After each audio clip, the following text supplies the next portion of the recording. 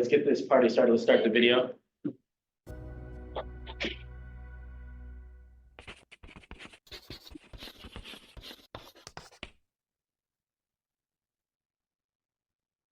Hi, this is Brian. Welcome back to Philosopher's Notes TV. Today we've got another great book. I'd hold it up, but it's still in the boxes. We're unpacking for our library, but it's called The 5-Second Rule by Mel Robbins. Subtitle, Transform Your Life, Work, and Confidence with Everyday Courage. The 5-Second Rule. Mel Robbins is awesome. Alexandra got this book, told me about it, the high level, and I'm like, that's awesome. I literally took it at the time. We were living in Southern California. I ran to the upstairs office, read it, loved it, and people just love the book. Love her. She's got great energy. Her TEDx talk has something like, when I wrote this, 18 million views.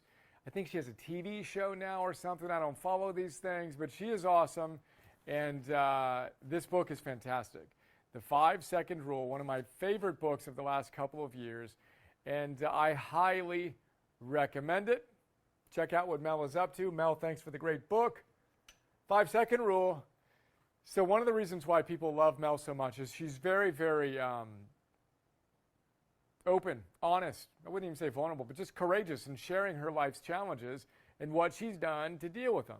So she says in the book she was 41 years old, drinking too much, relationship is challenged, finances are challenged.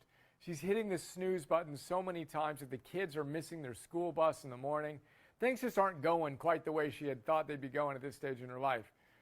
Then one night she's watching TV and a commercial comes on that ends with that 5, 4, 3, 2, 1, launch, liftoff, or whatever, right? And she sees that and she says to herself, for whatever reason, I'm going to start my day tomorrow like that, right? So it ends the day, goes to bed, and wakes up the next morning. Alarm goes off, not feeling it. And she's like, oh yeah, I was supposed to do this little thing. That's stupid, but then she does it anyway. And she said, for the first time in my life, I actually did this. And boom, she said, 5, 4, 3, 2, 1, go.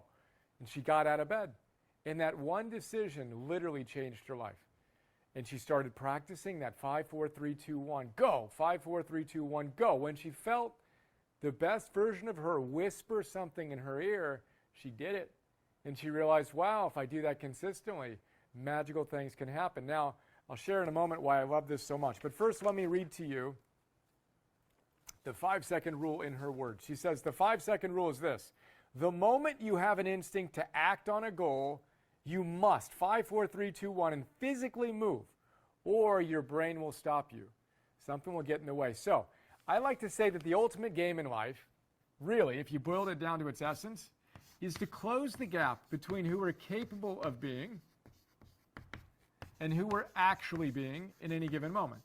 Because if we're capable of being this and we're actually being that, it's in that gap that regret, anxiety, disillusionment, depression, ick exists. If we can close the gap, boom, and actually be the best version of ourselves, which, by the way, is what all ancient wisdom and modern science says is the ultimate purpose of life, the summum bonum. To be a eudaimon, a good soul, is what Aristotle said. And then he said the way you achieve that is by, as I say, he doesn't say this, but high five your inner daimon. How? You live with what they called arete, which, as we've discussed, is the one-word summary of every single thing we talk about. Now, arete translates as virtue or excellence, but it means something closer to expressing the best version of yourself moment to moment to moment. Now, back to the 5, 4, 3, 2, 1. The 5, 4, 3, 2, 1 practice is perhaps the coolest, simplest tool we can use. It's like putting on a jetpack. If your daimon, your higher self, whispers to you something, send this email to this person or go prep for this session. I was actually feeling a little bit tired, natural oscillations, recovered, went for a walk, meditated, all that, and I still wasn't feeling totally inspired. But guess what? I literally chose to do this note out of the stack of hundreds I could choose from because I needed a 5, 4, 3, 2, 1. And I want to remind myself of this wisdom because it's epic. And guess what happens when you do that? Start a little slow, then you get a little more momentum, then you forget that you were tired. Tal Ben-Shahar says that whenever he starts writing. He's a professional writer and teacher. He almost always starts slow and doesn't really want to do it often. He has a 5-minute ramp up. He says, no problem, just do it for 5 minutes. And he often sees that he gets really creative. Now, I love that. And this is even more distilled. So just give me 5 seconds. 5, 4, 3, 2, 1, go. Now what needs to get done? Your daimon whispered, now go do it. That is literally one of the most powerful ways to operationalize arete, virtue, excellence, and be that best version of ourselves that I can possibly remember, which is why I'm such a huge fan, or one of the reasons why I'm such a huge fan of Mel and this book. It's like putting that jetpack on the version of you that's thinking about it, boom, to actually expressing the best version of you. Again, we can always throw that this way, -1, +1. If you start the day and you got your jetpack on, 5, 4, 3, 2, 1, daimon, boom, daimon, boom, daimon, boom. If you ignore it every single time, how are you going to feel at the end of this day versus this day? These are the days you come home to the kids and spouse with the spring in your step. These are the days when you're all picking your kids up and life is awesome. These are the days where you're like spiraling down, another metaphor, right? Or spiraling up. That's not even going down, but sideways. But you get the idea.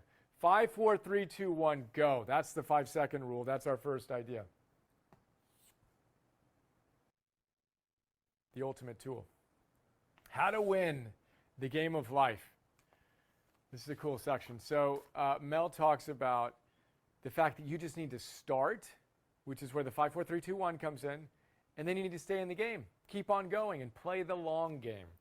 Then she gives us some crazy stats. She's got some great stories throughout the book. Did you know Mark Ruffalo, right? In The Avengers, I think he's Hulk, right? Super popular, elite actor at this stage. Do you know how many auditions he had to go to before he got his first gig? What would you guess? Seriously, pause for a moment. How many times do you think he got rejected before he finally got an acting part? What is it? 600. Wow. I don't think you guessed 600. 600 auditions? Who is this guy? Kept on going. 5, 4, 3, 2, 1, let's go. Didn't necessarily do that, but he showed up again and again and again. If you want to win in the game of life, you've got to act again and again and again. And then Mel Robbins tells us, you know how many times Eric Dyson, how many prototypes he had for his vacuum cleaner before he figured out the one that worked? What would you guess? 5,000. 5,000. Picasso, one of the greatest artists in history, of course, if not the 100 masterpieces, considered masterpieces. But do you know how many pieces of art he created over the course of his life? What would you guess? 50,000. That's 2 pieces of art a day to create those 100 masterpieces. Now, Creativity 101, we talk about this in Originals by Adam Grant. In, Art and Fear. Check out those notes, Art and Fear and Originals. In Art and Fear, we talk about 50 pounds equals an A. The ceramics teacher who said at the beginning of the class, look, I'm going to split you into 2 groups. This group, you just give me 1 piece of art, and I'm going to judge you on that. This group, I'm going to give you an A based on how many pounds of ceramics or pottery things you create, right? 50 pounds equals an A, 40 pounds is a B, 30 pounds is a C. Just give me a lot. Just produce a lot. You, I just need 1 piece from you. Fast forward to the end of the semester, what do we see? We see that the best art was created by those who were challenged to create the most. 5, 4, 3, 2, 1, create. 5, 4, 3, 2, 1, create. In the process of doing that, you get better. But if you're sitting there constantly letting your brain get in the way of you taking action and trying to do something perfectly, you're never going to do anything. You cripple yourself in paralysis. Again, 5, 4, 3, 2, 1, go. Your daimon whispered to you, what are you waiting for? Jetpack. Then we've got anxiety to excitement. So anxiety reappraisal, reframing anxiety as just neutral energy. And again, Mel is super funny here. She says that she was the most booked female speaker in the country at one point. She gave nearly 100 keynote addresses, significant keynote addresses, in 1 year, right? And she said before every single one of them, she was sweating, just Niagara Falls under her armpits, her face is hot, she's super, energized, etc. Every single time. She still gets that rush, that high arousal state. But what she learned was that anxiety and excitement exist on the same plane. So researchers call that a high arousal state. High arousal. Boom, we got a lot of random things on the board today. A high arousal state. Now, when you're at a high arousal state, getting ready for a performance, you don't necessarily want to go down per se. You want to ground yourself through your breath, etc. But the way you move from anxiety to excitement, anxiety is a negative interpretation of your high arousal. Excitement is a positive interpretation of your high arousal. And the research on this is profound. And this might be one of the most life-changing ideas I've ever discovered. As a very easily highly aroused guy who used to be anxious about everything, when I learned this simple phrase, it literally changed my life. The phrase is, I'm excited. And the research is, again, bring people into a lab, split them into two groups. Actually, they were more than two groups for our purposes. One group, and they're told they're going to have to do something super stressful. Again, scientists have funny ways to stress people out. You got to give a spontaneous public talk in front of judges. They're going to look at you sternly and judge you and how you're doing. And then you're going to need to count backwards from this weird number by 17 to whatever number. In front of a judge, we're going to time you, basically trying to stress people out. Now, before they go in, they're told either to say to themselves, try to calm themselves down. Like, I need to calm myself down, right? Which, by the way, is the advice most people give to people when they're experiencing a high arousal state. Your friends will say, well, just try to calm down, right? Wrong advice. What the researchers found was if you tell people to simply say, I'm excited, they immediately reframe that high arousal state as, well, I'm excited. And then guess what happens? They perform better because they're not inhibited in thinking something is wrong with them per se. They're taking that big energy, which we need to perform at a high level, and just channeling it in a positive direction, boom, from anxiety to excitement via one simple phrase, I'm excited. And the cool thing is, it's actually really true, because if you're up and you're a bit nervous, it's because what you're doing is meaningful. If you didn't care, you wouldn't be in a high arousal state. So you genuinely are excited to do something. Now, you might be nervous, and you might want to interpret it as anxiety, but you can just as easily interpret that as excitement, and your performance will go up to the extent you do. That's anxiety to excitement. Again, I'm excited. We have grade school teachers that go through our coaching program that use this with their kids before an exam. I'm excited. They have them go do burpees or jumping jacks, get their energy up, and they teach them how to breathe, and they teach them to say, I'm excited. Guess what? They're performing better, research would say, than if they were thinking, oh no, I'm so anxious, I need to stop being anxious. No, you're excited. Go crush it. Then we talk about focus. So Mel's got some great wisdom on focus. She says there are two parts to focus, which I love, which also parallels a lot of the things we teach. One, you need to have the ability to get rid of distractions. She says you need to decide that your goals are more important than push notifications. Go turn all those off. Go put your smartphone somewhere else. You don't need to go look at Instagram every spare 2 seconds you get. Decide that your mind and your ability to focus in on what's important right now is more important than whatever input you're going to receive, which is actually our second part of focus. First, get rid of the distractions, then focus all your energy on what's important now. Two separate skills. Again, we talk about this a lot in our fundamental session. We have a full session on focus, which is one of the core fundamentals in our mastery series for our coaches. I'll leave it at that for now. But you got to know what's important to you. What's a soul aching, I really want to achieve this goal? Set up the target and then get clear. Is what you're doing right now moving you toward that target? And again, we're talking energy, work, and love-wise. You want to know who you are, what you're moving toward, and then what needs to happen now in order to do it. And the good news is you always have the wisdom there. It's always already there. We just need to quiet down long enough to listen to that daimon, put on the jetpack, and 5, 4, 3, 2, 1 it when he or she whispers in our ear. And then that leads us to the final idea. One moment, Mel says, 1 moment, 5 seconds can change your day, which can change your life, which can literally change the world. And if you think that's an exaggeration, I challenge you to go experiment with this. 5, 4, 3, 2, 1. When you hear your daimon whisper, let's review the rule. If the higher version of you whispers something in your ear, then we shall follow this rule. The moment you have an instinct, an inspired instinct to act on a goal, you must, 5, 4, 3, 2, 1, and physically move or your brain will stop you. Go take the action that your daimon is encouraging you to take. Strap on that jetpack and go live with Arte. Express the best version of yourselves 5 seconds at a time. Today, that is a quick look at this great book. If that resonated, go check out the book. It's awesome. 5, 4, 3, 2, 1, How to Win. You got to start and you got to stay in the game and play the long game. Remember Picasso, 50,000. Dyson, 5,000. Next time you watch a Mark Ruffalo movie, think about that guy going to 600 auditions and getting rejected. That is crazy. 50 pounds equals an A. I'm excited. Reappraise anxiety. You're focused on what's important right now, and you're giving us all you got right this moment. Not just carpe diem, but carpe punctum. Seize the moment, Dan Millman says. What'd you get out of today? How are you going to move from theory to practice? What's one idea that you can implement into your life? And what's one thing you can do right now? 5, 4, 3, 2, 1, go. Hey guys, this is Bri. Hope you. What'd you guys think of that? Has anybody read the book? So it's on my top 12 books to read this year. It's one of my favorite books. I do the audio version. I recommend the audio version for the simple fact that when the author reads it, it's usually 10 times better than you reading it in a book.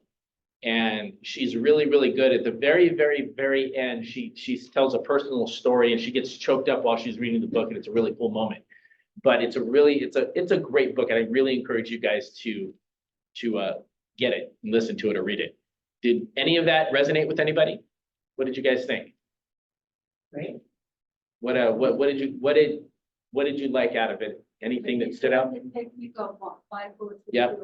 Yeah, so when he told the story, he was a little off on it. In the book, what she tells is the 5, 4, 3, 2, 1, go. Back in the day, I'm going to date myself right now.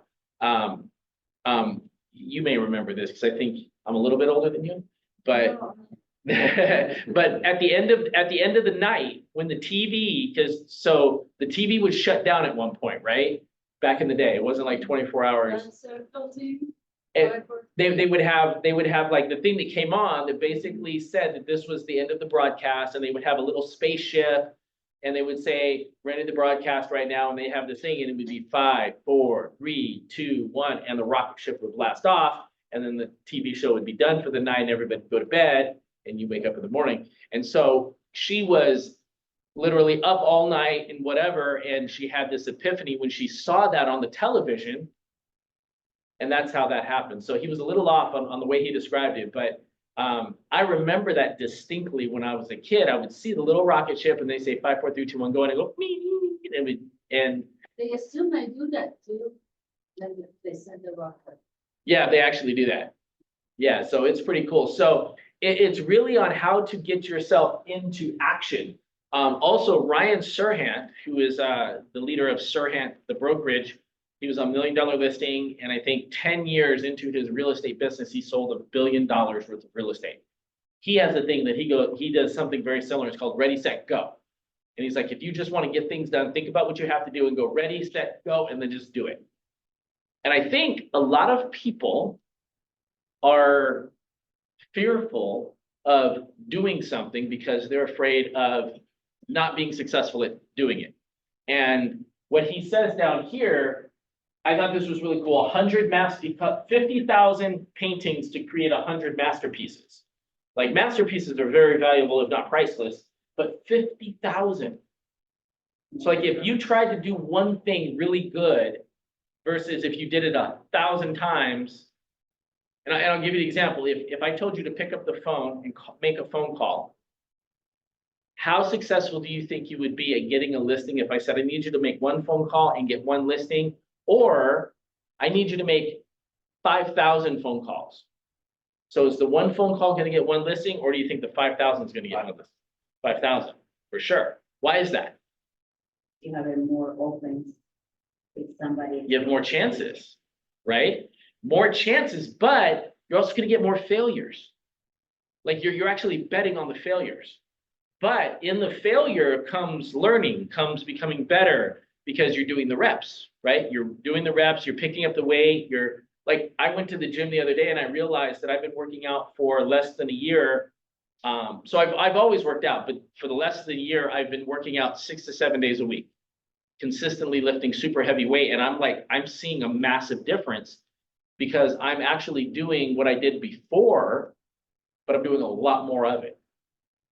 And I was telling Sandy this story yesterday, and the guy that I look up to as mentorship wise in business, like he was talking about people because he's a really buff, huge guy. People come up to him all the time and they say, I can't get my arms to grow. Like my arms won't grow no matter what I do. And he's like, well, what are you doing to grow your arms? And he goes, well, I'm doing 3 sets of 10, 2 days a week. And he goes, that's it? He goes, try 12 sets, 6 days a week. And the people are like, what? He goes, yeah. When you do more, you get more. And so it's the same thing. It's like, Richard Schulman does 300 million in sales.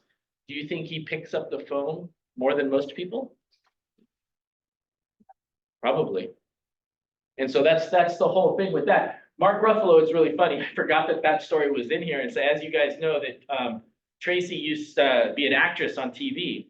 And she did a sitcom for like 6 years, and she was, the daughter of Mr. Belvedere or whatever. And the funny part of it is that she got her first movie role where she was starring in the movie. It was called Mirror, Mirror, Raven's Dance, and that was Mark Ruffalo's first movie after he auditioned 600 times. So it's really funny because, and I remember when I first started to date her, I looked it up online, and I'm like, no way, that's Mark Ruffalo. Like Andy McDowell was in it, all these crazy actors were in it. And then she kills Mark Ruffalo in the end of the movie, which I'm like, why'd you kill Mark Ruffalo? But 600 times, most people will give up. I couldn't make the 600 times auditioning, getting in front of people, acting, doing all this stuff, and then people say, nope, moving on. That's why actually most people get out of Hollywood because of that. So the 20 seconds of courage. Anybody see the movie We Bought a Zoo? So in the movie, the main actor says to himself, he sees this pretty lady, and he's like, why would this person ever talk to me? And he says, I just need 20 seconds of unwavering courage. And so he takes his 20 seconds and he walks up to you and he says something like, why would someone like you ever have coffee with me? And then she goes, why wouldn't I? Right? And it's just you need 20 seconds of courage to almost do anything that you need to do. It's very similar to the 5, 4, 3, 1, go. And, that goes down to just say hi to people. Just put people in your database, just follow up with people, just do that one thing. And that one thing, regardless of how it turns out, if you do it over and over and over and over again, it's almost impossible to not be successful in real estate. Because it's how many contacts do you need? We're in our team right now, we're tracking how many people we talk to versus how many contacts versus how many appointments versus how many listings versus how many sales. We're tracking all of those numbers. And so right now, I think the last time we talked with our coach, it was 86 contacts to 1 appointment. Now, if you knew those numbers, couldn't you gamify it then and figure out okay, well, if I need to have 10 listings, I need to contact 1,000 people and have this many conversations and this and this. You could actually gamify it, but you have to start. And that's where the 5, 4, 3, 2, 1, go comes in. The anxiety and excitement, that's super interesting to me. And before I read the book, I didn't know this, is that it's the same feelings. It's the same chemical reaction within your body. It's just that one is based on fear and one is based on fun, right? So I always say that that's exactly like riding a roller coaster. If you're not a fan of roller coasters, that's anxiety. But then if you get on the roller coaster and you do it, let's say you rode the same roller coaster 5 times in a row, the 6th time, that's going to be excitement. It's the same feeling. You just already know what to expect. So anxiety is the fear of the unknown in a lot of ways. And that's why a lot of us won't pick up the phone, because when we pick up the phone, we don't know what that other person's going to say. So it becomes scary. But what I did to overcome that is like, I thought to myself, well, what's the worst thing they could say? So to me, the worst thing they could say is, and this was just me talking in my own head, you know, F you, click. Like, okay. So they're not going to use me. But now it's over. But how many FU clicks do I need to get before I get a yeah, coming over and list my house? But see, this is the part, is that most people never find out how many it is. And then this comes down to the one moment can change your life. So what's the difference between a $700,000 house for sale and a $10 million house for sale? What's the difference? Commission. Okay, besides the commission. Square footage. That's commission only. Commission on. Are the people different? Level of service. Level of service, it depends. I know people that have done more on a $700,000 property than they have on a $10 million property. So, but this is the thing, is that most people think somebody that owns a $10 million house is better than somebody that owns a $700,000 house, and they're afraid to talk to them. Like, if you're out there calling $800,000, $900,000 homes and you're cold calling them, why would you not just do the same thing in high-end property? What's the commission on a $10 million property? Total is 500,000. 500,000. That's if you get both ends, or is that one side? That's if both ends. So let's say $250,000 equals one sale. So the statistic is 49% of all agents, which is 1.5 million agents in the United States, 49% have done 0 or 1 deal. That's fascinating. I just saw a video of a whole bunch of, in 1 year or in the last 12 months, 49%. And I just saw a video of this agent with all these agents in a room, and they're celebrating and they're doing shots. And I'm thinking to myself, half of y'all can't even probably afford the shots that are in the room right now. And like, what are y'all celebrating? Like, statistically, most of you guys aren't even selling real estate. But we'll get expired listings, and we'll go after NODs, and we'll go after mid to low priced homes way faster than we'll go after a $10 million listing. Now, is $10 million the highest priced home in LA right now? No. What's the highest priced home in LA right now, do you think? That's probably not on the market. 170 million. 170 million. What's that commission? 170 million. Just 2.5 is good enough. I don't even want to write all the zeros. I'm just going to write out a million. So 170 million. Sean, do that math. What's a commission on a $170 million property? Let's do 2%, because we're going to discount for the 170 million, because we're good with that. It is 3.4 million. No. I wanted you to do the commission.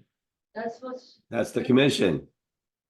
I know, I'm just messing around. Oh, 3.4 million equals 1 sale. So this is my question. If you were doing real estate and you wanted to make 6 figures, wouldn't it be better if you targeted all the homes that could get you 6 figures instead of targeting all the homes that could get you like a $20,000 commission that could just get you by? How many of these because if that's 170 million, so the price range that I can think of is 600,000 to 170 million. That may be something that's actually on the market, but the fact of the matter is I think, if I'm not mistaken, I could be wrong on this, there's like 3.5 million residents in LA County. I could be off on the number. There's a lot. Why wouldn't you target multi-million-dollar homes? Because if you sell 10 million, like less than 10% of that, 10 million, you get a $250,000 commission. I can count on my hand how many agents in this office make $250,000. It's actually 2. I'm not saying names. But I mean, one moment can change everything. So the moment is pick up the phone and call all of these people that have multi-million-dollar homes, because facts, you're going to get hung up on a lot. You're going to get denied a lot. But if you have 12 months to make 6 figures, so this is 250 on 10 million. So that means 5 million is 125, we're gonna say, right? So that's 5 million. So why not go after $5 million and up? Like that's your niche. You just go out. Is it niche or is it niche? Niche. So I'm sure I'm not. Because I heard other people say niche too. I don't know where Both niche work. Both work, I guess. But I mean, so what if you changed your strategy? Like, what's the difference? I was just going to make a comment, Frank. Sometimes it's not fear that's preventing people from doing it. It's they're just not doing the right strategy. I agree. I agree. What were we gonna say, Mitra? I was gonna say, it's harder to sell when they are above $5 or $6 million. Probably, I agree. But you only need one. So you need one to make 6 figures, one sale. So what if you took all of your effort that, like, I'd say I don't know what the average is, but like you see 12 houses a year. And a lot of people sell 6 to 12 houses a year, and some don't even make 100 grand because of the price point of the houses. What if you took all of that effort and focus on two houses at 5 million? Like whether it's door knocking, whether it's cold calling, whether it's like going to masters and hanging out at the bar and trying to talk to high net worth individuals, like there's actually so many different strategies. You just have to really just change one thing. What's that one thing you think you have to change? My confidence. Sort of. Mindset. It's your mindset. It's the way you think about it. Like if somebody walked in and they were worth $25 million, would you want to approach them or would you be fearful to approach them? But it's just like you have to create those relationships. And so the one way to get started on this, if you want to start selling more homes, take a day, because it should take a day, because you should have at least 300 people in your database. If you have like 50,000 like Sean does, it's going to take probably a week for him. Go through your entire database, one by one. Takes time, one by one, and find out who owns a house, who rents, and how much is the house that they own worth. So you basically can create a spreadsheet inside of your database of whose house is worth what. And so you're gonna have, like, let's say, okay, you have somebody that has $10 million house, 10 mil, 2 mil, 1 mil, 600,000. So start from the top down and start calling people. Start calling them. Because most of the time you're calling people and you're not even sure, do they rent or do they own, and how much is their house actually worth? So if you want to gamify it, you figure out what everybody's home is worth first, and then you start at the top. Has anybody seen that movie, Pursuit of Happiness with Will Smith? Oh, it's my favorite movie of all time. #1 favorite movie of all time. Pursuit of Happiness. It's the best movie. And it's based on a true story. So if you watch the movie, the difference between the real life version and the movie version was, in the movie version, his son was played, Will Smith's son actually played it, but he was an older kid, like 6 or 7. In real life, it was a baby. So when I found that out, it kind of blew my mind a little bit. But what he did is that he was a struggling salesman, and he was selling these medical pieces of equipment, and he couldn't sell them. And he ended up losing his wife. He became homeless, and he saw this guy pull up in a Ferrari, and he asked the guy, he goes, man, what do you do and how do I do it? He's like, I'm a stockbroker. He's like, oh, I sell investments or something like that. And he walked up into this building. And so he went up there and he found out that there was a job available, but it was for an intern. So you had to do this time as an intern, selling and making phone calls and doing all of these things before he could actually get a job. And there was like 70 people or like some crazy number, and he tried. And so what they did is they gave him a book of people to call, and you had to start in the beginning at the low net worth people and call everybody through it. And so what he did is that he was doing it, and he was doing okay, but he was getting frustrated. And so what he did is he went to the back of the book and got the higher net worth individuals and started calling them. And if you see the guy, I can't remember his name off the top of my head, his finger is like bent a little bit because when he did it, it was in the 70s when you have to dial the rotary phones. You know what, Joseph, you know what a rotary phone is? I know, Do you? I had my grandma. Whatever, get out, grandma. get out of my meeting. My grandma. I was. Sean knows what a rotary phone is. But it's like you had to like literally like you hated when like people's numbers started with 0 because you're like 0. Or dial up internet. Right, there we go, Yeah. dial-up internet. But he started from the bottom, the high net worth individual. So most people, like, if I take you through your database, you're not gonna know if they rent or if they own or how much their house is worth. So if you wanna get someplace very quickly, like figure out what are their houses worth. And then call those people. Start focusing on those people because this is the real. Chances of them wanting to sell are gonna be slim to none. But if somebody owns a $10 million house, what do you think the chances are that they know other people that own maybe a $5 million house or an $8 million house or $3 million house or $2 million house, right? You're the average of your 5 closest friends. And so if that's the case, somebody that owns a $10 million house, what you want to do is create the relationship with that person. So at some point in time when that person sells, because they're in your database, there's a chance they're probably going to use you, but you want them to refer you to all the people that they know. And the only way you do that is by follow up, like way more aggressive follow-up than you've probably ever done before. But the only way you get started is by saying 5, 4, 3, 2, 1, go. And you make it happen. Anybody here going to family reunion? Mel Robbins is going to be there speaking. That's going to be really cool. So I'm super excited to see that because of that. Any questions, comments, thoughts? What do you guys think of the book and what we talked about? Great. The 5, 4, 2, 3, 1 is a great to start. Yeah.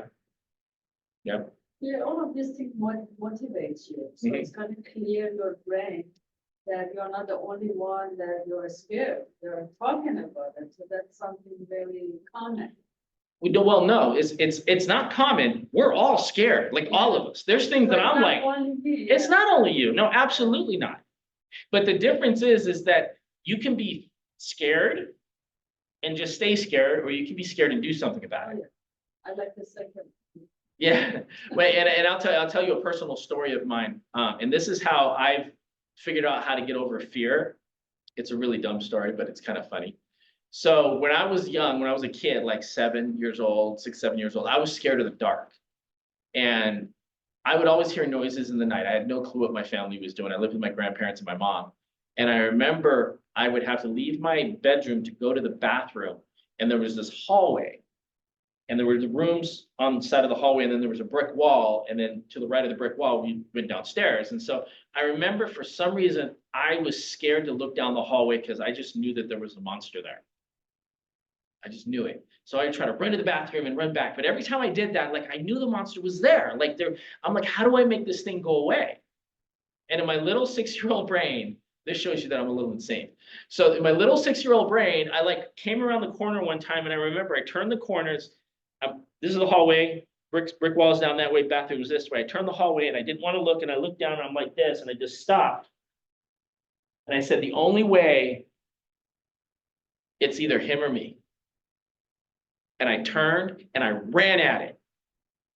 I just turned and I ran at the brick wall because that's where the monster was. I just ran into a brick wall. That's all I did. I ran into the brick wall. And I remember feeling so stupid. Like, I can't believe I was afraid of that. And I was never afraid of that hallway ever again because I knew there was just a stupid brick wall at the end.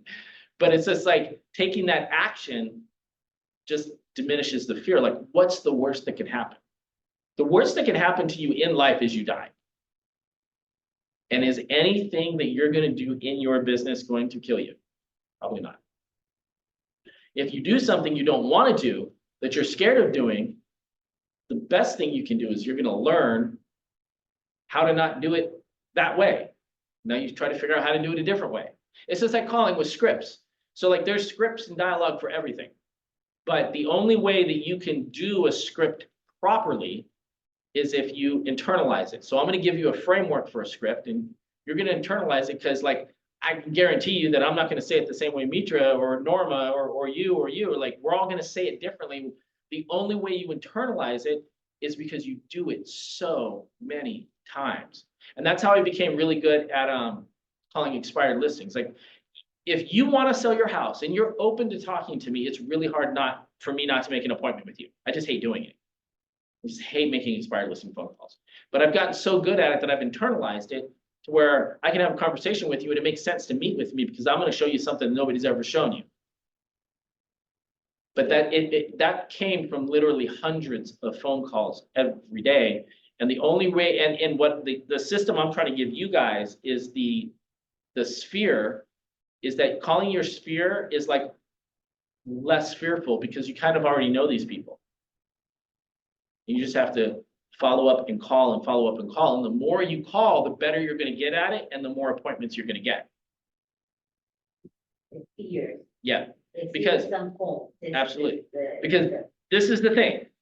And I challenge anybody to tell me I'm wrong, is that right now you have a database. There's 300 people in your database. Guaranteed there's 300 people there. I can help you find them if you don't know if there's 300.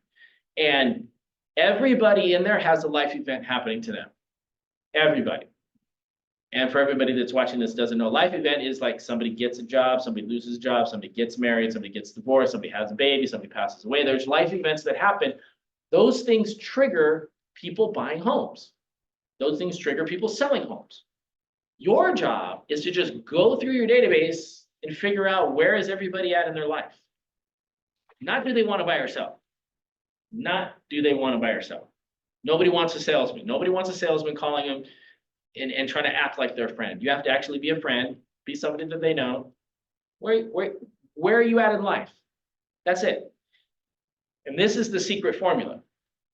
You're going to call somebody and you're going to, family's fine, wife is fine, job is fine, kids are fine, dog is fine, house is fine, everything's fine. You're going to hang up. And if you don't call them back for 3 or 4 months, why would they ever use you, right? But after you make that phone call and everybody's great, in 2 weeks, they may not be. And that's why you follow up with them right away, because things happen like that. And when you call them and everything's fine, that may be just what they said. And something hasn't happened yet. I had somebody come to me and say, hey, I need do you know a divorce attorney? I was like, yeah, is everything okay? They're like, well, you know, this and la, la, la, la. I gave him my divorce attorney's information, blah, blah, blah. Talked to him in 2 weeks. Didn't need it anymore. They were fine. They were fine. Happened. A month later, they weren't fine again. But you only know these things if you follow up with people and you talk to them. If you don't talk to people for 3 to 4 months, when people go through a life event that's challenging, like they can't pay their mortgage, their marriage is failing, their job is failing, they're not going to feel comfortable enough to tell you these things. And if somebody is talking to them more, they're going to tell that person, and that person is going to get the deal. That's why you have to be aggressive and frequent when talking to people. But that's all you're doing. You're not, creating some magic spell to where people buy or sell with you. You're just following up with people, see where are they at in life and how is it going? How are you doing? Like people like this morning, somebody that I didn't think liked me very much, something happened to their business, and I just reached out. I'm like, hey, I heard about XYZ, and I just wanted to check. Are you okay? Is there anything I can do to help? Just threw it out there. Absolutely 100% knew they were not going to call me or talk to me. I swear to God, 2 minutes later, the phone rang, and I was like, this person is calling me. I thought they hated me. Pick up the phone. You know who thought that they hated me? That was my head thinking that. We had a really amazing conversation, and they opened up to me about the situation. And now, like, I'm in a totally different space with this person. The fact of the matter is that I was never in a different space with this person. My head told me I was in a different space. You tell yourselves, your brain lies to you all the time. And you just have to recognize that, and you have to do what you need to do to get where you need to go. So I know you know people that own $5 and $10 million homes, don't you? Because you've sold expensive homes. Yeah, I did, but, this one, I'm hoping to sell it. Yeah. Once I sell it, then I prove it to the neighborhoods that I sold it. Why don't you call the neighborhood beforehand and say, hey, I'm getting ready to sell this? Now, when you do that, you call it, you get a listing. How much is it for? 6.5, perfect. Are there $6.5 million homes around this house? There are from 3 million up to 60 million. 60 million. Yeah, above this house is 54 million, something like that. They brought it down to 47 million. So if you ever want to be known as a mega agent and you take a listing for 6 million, you call everybody in that neighborhood and say, hey, just want to let you know that I just took a listing down the street for $6 million. Now that person knows you're a mega agent. There's no question. You're a mega agent.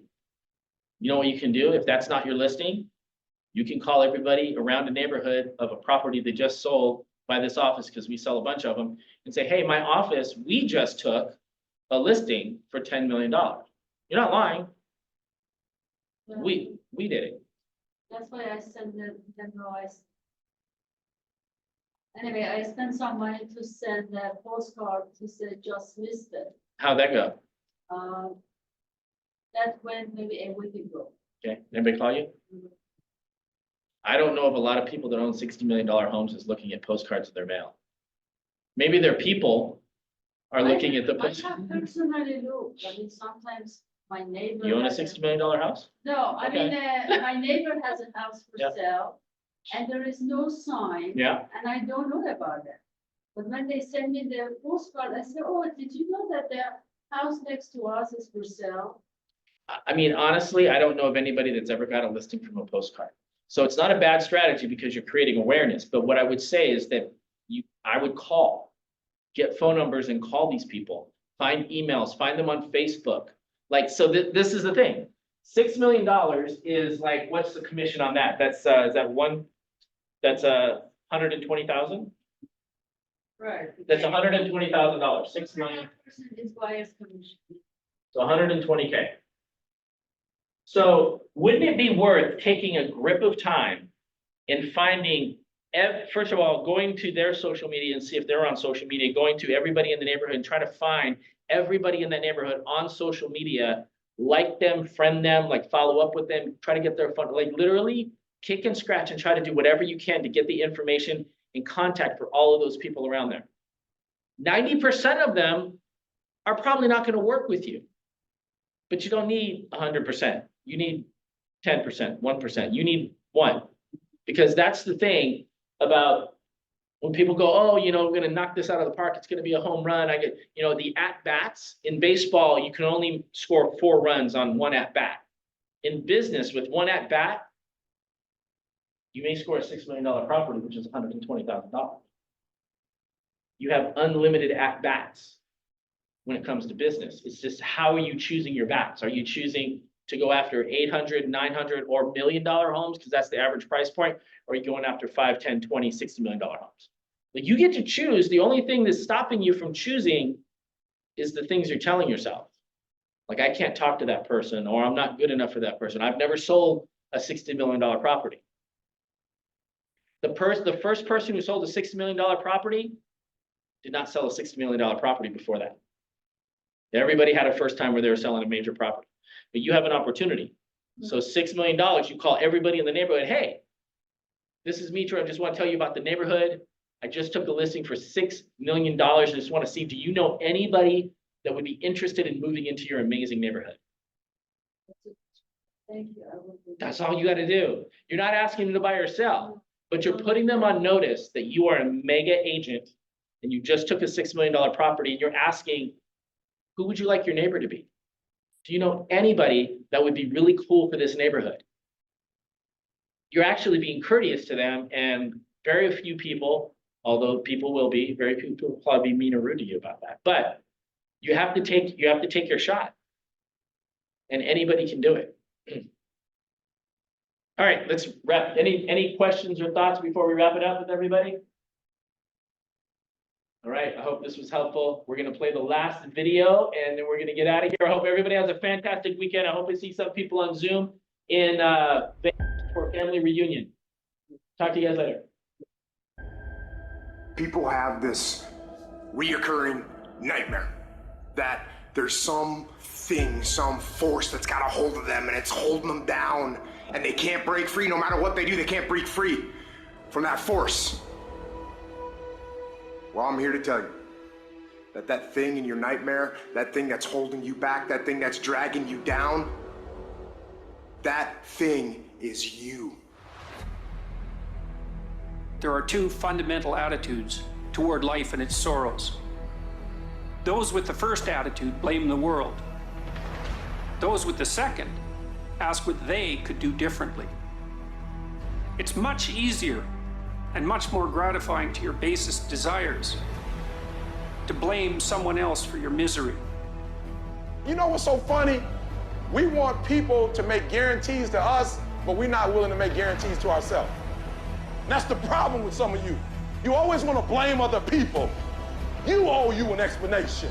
You need to look at yourself in the mirror and say, why are you only giving 50%? What's wrong with you? You need to put yourself on punishment. You need to tell you no more TV, no more snacks, no more desserts. No, we working out now. You need to tell you that you owe you something. Every day I demand more from myself than anybody else could humanly expect. I'm not competing with somebody else, I'm competing with what I'm capable of. My number one competition is me. It's always you versus you. You gotta be the one to get up every morning, be disciplined, put in the consistent daily hard work, because that gains success. No coach, no trainer, no mentor, no boss can do it. You versus you. I value myself enough to give 120% or don't do it. There is no excuse for not living up to your fullest potential. No excuse. You walk out of this room, you owe yourself. I didn't get here making excuses. What changed? I changed. And I stopped being a victim. I stopped saying I've got to wait for good things to happen to me. And I said I'm going to grind. I'm going to fight. I'm going to work. I'm going to press toward. I'm going to learn. I'm going to do everything in my power every single day to become a victor and not a victim. Why? Because I owe it to myself. Can't nobody stop me but me.